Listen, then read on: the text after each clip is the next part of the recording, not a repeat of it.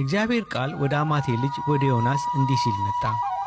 ተነስተህ ወደዚያች ወደ ታላቂቱ ከተማ ወደ ነነዌ ሂድ፣ ክፋታቸውንም ወደ ፊቴ ወጥቷልና በእርሷ ላይ ስበክ። ዮናስ ግን ከእግዚአብሔር ፊት ወደ ተርሴስ ይኮበልል ዘንድ ተነሣ።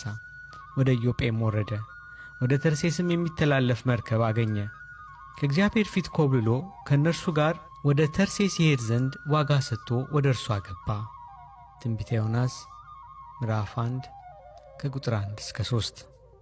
በዚህ ነገር ነቢዩ ዮናስ በብዙ ስህተቶች ውስጥ መውደቁን እናያለን። የመጀመሪያው ስህተት አለመታዘዝና አመፀኝነት ነበረ።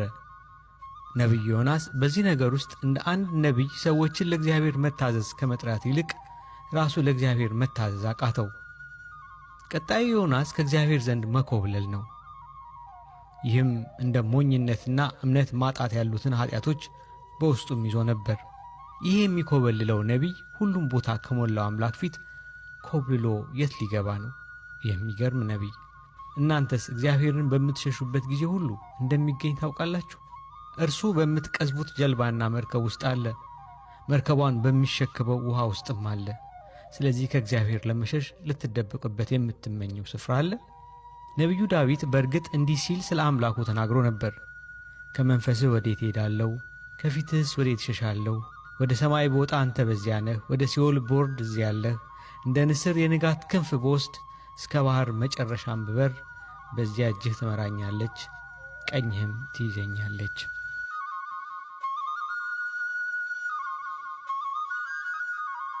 ነገር ግን ዮናስ በዚህ ከእግዚአብሔር ፊት ለመደበቅ በዛፎቹ መካከል ለመሸሸግ ያሰበው አባቱን አዳምን መስሎ ነበር።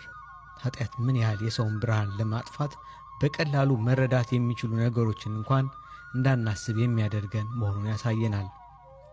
በኢዮጴም ዮናስ ወደ ተርሴስ የምትሄድ መርከብ አግኝቶ ገንዘብ ከፍሎ ውስጡ አገባ። የሚያስገርም ነው። ለእግዚአብሔር ላለመታዘዝ ኃጢአት ዮናስን ያስከፈለችው የገንዘብና የልፋት ዋጋ።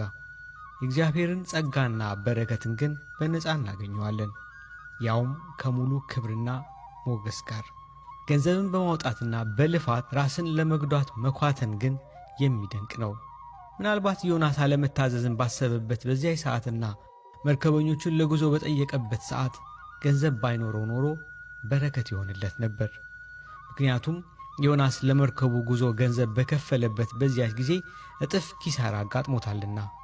ገንዘቡና መታዘዙን ማለት ንጹሕ ልቦናውን በአንድ ጊዜ አጣ።